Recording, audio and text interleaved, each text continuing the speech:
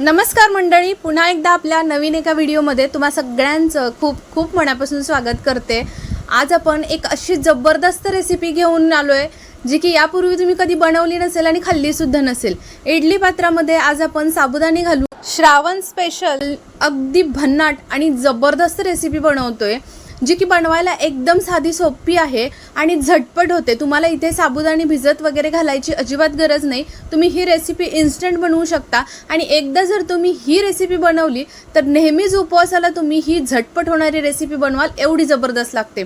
तर त्यासाठी करायचं काय, सुरुवातीला पहा आपल्याला काय करायचं आहे, बटाटे घ्यायचे आहेत। आता आपल्याला हे बटाटे 4 बटाटे घ्यायचे आहेत पहा, आणि हे बटाटे आपल्याला साल काढून घ्यायचे, स्वच्छ धुवून साल काढून मग आपल्याला हे बटाटे पाण्यामध्ये ठेवायचे आहेत, जेणेकरून हा बटाटा जो आहे तो अजिबात काळा पडणार नाही। आता त्यातला एक एक बटाटा काढून घ्यायचा आणि किसणीवरती या पद्धतीने आपल्याला पाण्यामध्ये हा बटाटा किसून ठेवायचा आहे, जेणेकरून हा बटाट्याचा जो किस आहे तो सुद्धा काळा पडणार नाही। आणि 3-4 वेळा आपल्याला हा बटाटा काय करायचा, स्वच्छ पाण्याने धुवून घ्यायचा आहे पहा, जेणेकरून याच्यामध्ये काय एक्स्ट्राचं स्टार्च असेल ते पूर्ण निघून जाईल आणि मस्त अगदी पांढरा शुभ्र बटाट्याचा किस आपल्याला भेटून जाईल।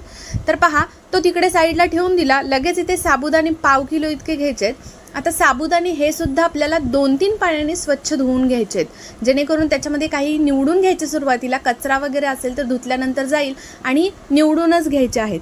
तर इथे पहा साबुदाणे सुद्धा 2-3 पाण्याने स्वच्छ धुवून घेतले आणि आपल्याला पाणी निथळून काढून साईडला साबुदाणे ठेवायचे आहेत। आता इथे जो किस घेतला होता आपण पहा, तर तो किस सुद्धा व्यवस्थित असा पिळून घ्यायचा आणि पूर्ण पाणी निथळून काढायचं आणि साईडला करायचा। आता परात घ्यायची आहे पहा, आणि परातीमध्ये काय करायचं, आपल्याला जो साबुदाणा आपण घेतला होता तो साबुदाणा पहा या परातीमध्ये घालून घ्यायचा आहे, जेणेकरून आपल्याला मोठं ताट परात असंच भांडं घ्यायचं आहे मिक्स करण्यासाठी। आता इथे जो किस घेतला आहे आपण, तो किस सुद्धा पाणी निथळून काढायचा आहे आणि तो घालून घ्यायचा आहे। तर पहा व्यवस्थित किस घालून घेतला। आता हे दोन्ही जिन्नस आपल्याला हाताने एकत्र मिक्स करून घ्यायचे आहेत पहा, इथे व्हिडिओ दाखवते अगदी त्या पद्धतीनं। म्हणजे कसं की जे आपला साबुदाणा आहे आणि जो बटाट्याचा किस आहे त्या दोन्हींचा ओलसरपणा आहे त्याच्यामध्ये, हा साबुदाणा जो आहे तो अजूनच थोडासा ओलसर होईल। तर पहा इथे आपल्याला कोणतीही पूर्वतयारी करायची गरज नाही, अगदी इन्स्टंट बनवतोय, त्यामुळे रेसिपी संपूर्ण पहा, खूपच सर्वांना आवडणारी आहे।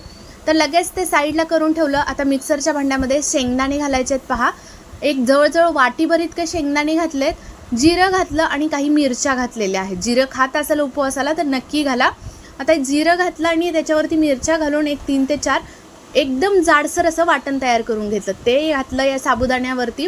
त्याच्यानंतर पहा त्याच्यामध्ये 1 चमचा साखर आणि चवीपुरतं मीठ घालून घ्यायचं, आणि नंतर 2 चमच इतकं दही घालून घेतलंय मी, आणि लिंबाचा रस सुद्धा पिळून घेतलेला आहे, जेणेकरून आपल्या पदार्थाला एकदम चटपटीत चव येईल आणि मस्त अगदी टेस्टी लागेल।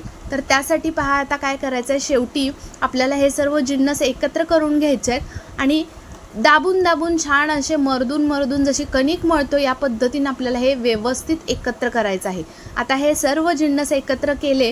आता आपल्याला ह्याला छान बाइंडिंग यावं याच्यासाठी आपल्याला याच्यामध्ये काय करायचं आहे, राजिगिरा पीठ एक 4 चमचे घालायचं आहे। आता जर तुमच्याकडे राजिगिरा पीठ नसेल तर तुम्ही काय करायचं आहे, वरीचं तांदूळ असतं आपल्याला भगर जी बोलतो, ती आपल्याला एक 3 ते 4 चमचे इतके काय करायचे, मिक्सरमधून बारीक अशी पावडर त्याची बनवून घ्यायची आणि ती आपल्याला इथे वापरायची आहे।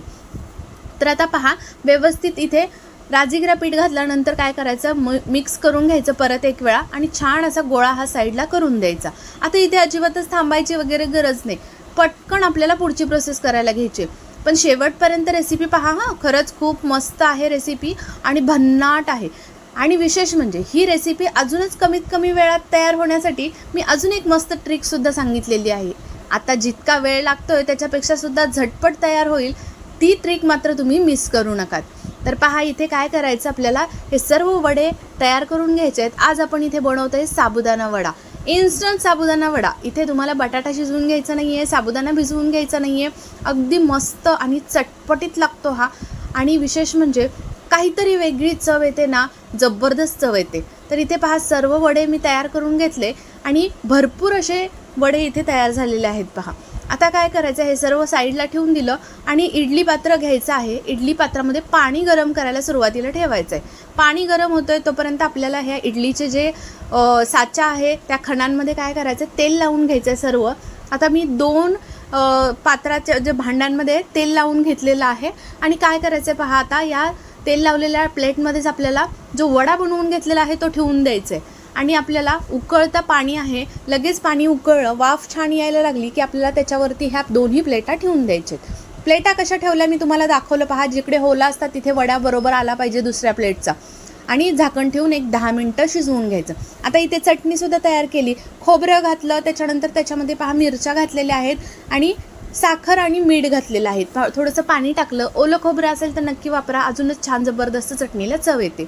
आता इथे 10 मिनटं तयार झाली होती आणि मस्त आपले हे चेक केले पहा, वडेसुद्धा एकदम मस्त असे शिजलेले आहेत. आता पहा काय करायचं आहे पुढे.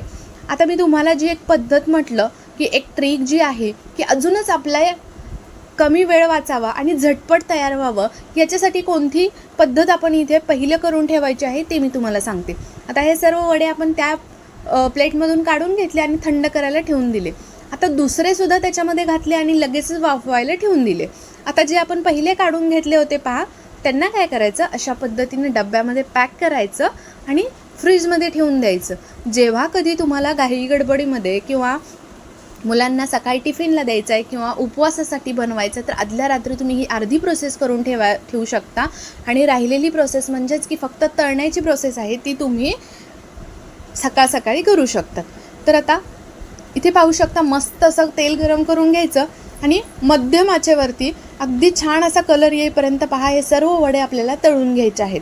तर पाहू शकता अगदी छान असं साबुदाणा मस्त अगदी फुलला आहे पहा, काय भारी दिसतं साबुदाणा फुलला आहे आणि खरंच खूपच टेस्टी लागतं या पद्धतीनं. आणि ना इथे आता दुसरी बॅचसुद्धा मी एक बॅच काढून घेतल्यानंतर दुसरी बॅचसुद्धा याच पद्धतीनं मी तळून घेते पहा आणि ही दुसरी बॅचसुद्धा अगदी छान कलर येईपर्यंत आपल्याला तळून घ्यायची.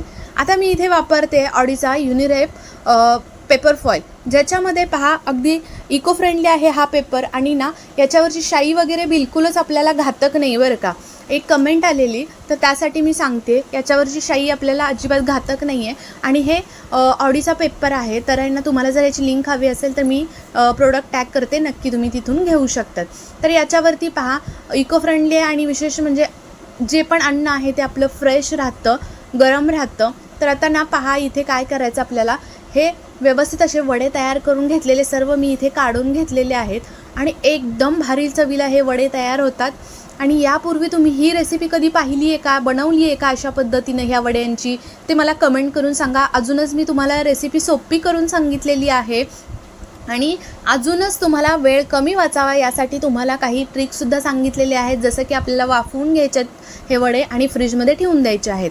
तर पहा इथे मस्त असे हे वडे तुम्ही झटपटसुद्धा अजूनच करून खाऊ शकतात. इथे आता दहीसोबत किंवा आपण जी बनवली चटणी त्याच्यासोबत आणखी मिरच्या वगैरे तळून घेऊन तुम्ही मस्त एन्जॉय करू शकता. नक्की कोणताही उपवास असो, नवरात्री, श्रावण असो, आता नवरात्रीसुद्धा येते, त्याच्यामुळे नक्कीच तुम्ही ही व्हिडिओ सेव्ह करून ठेवा आणि तुमच्या जास्तीत जास्त मित्रमैत्रिणी परिवारांमध्ये शेअरसुद्धा करा. दहीसोबत तर एकच नंबर लागतं आणि ही जी चटणी आहे ना, लिंबूसुद्धा टाकलेलं आहे आपण आणि चटपटीत बनवली आहे, मस्त साखरसुद्धा टाकली आहे, एक नंबर लागते ही चटणी. एकदा तुम्ही या पद्धतीने हे वडे बनवून या श्रावणामध्ये झटपट वडे नक्कीच बनवा. आवाजसुद्धा ऐकवते पहा तुम्हाला. रेसिपी कशी वाटली कमेंट करून सांगा. रेसिपी आवडली तर तुमच्या मित्रमैत्री परिवारांमध्ये जास्तीत जास्त शेअर करा. आपले व्हिडिओ तुम्ही संपूर्ण पाहता त्याबद्दल खरंच खूप मनापासून धन्यवाद. चला उद्या पुन्हा भेटूया अशाच एका युनिक रेसिपीसोबत. तोपर्यंत बाय बाय.